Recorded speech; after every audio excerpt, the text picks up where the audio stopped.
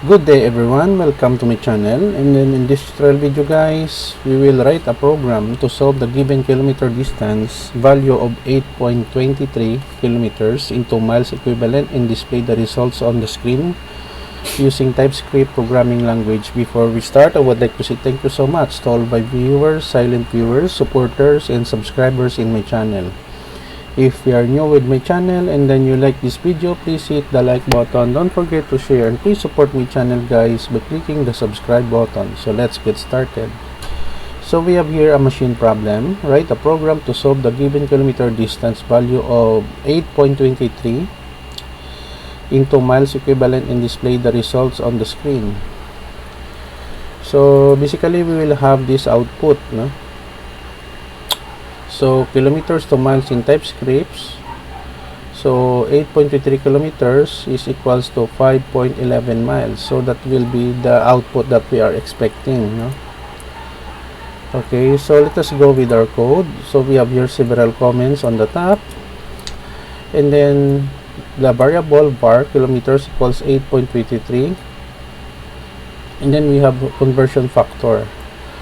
So the conversion factor is 1 kilometer is equivalent to 0.62 1371 miles. So what we can do is miles, kilometers multiplied by the conversion factor of miles.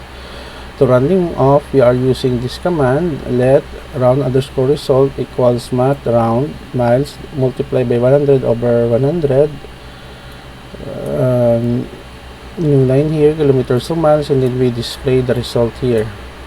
Kilometers to miles, round result, end of program, which informs the user that the program has been ended. Don't worry guys, because I will put a link in the video description where you can download the complete source code of our sample programs for free. Okay, in Visual Code we go to terminal window so that we will compile our program. So TSC TypeScript compiler space kilometers underscore miles .ts.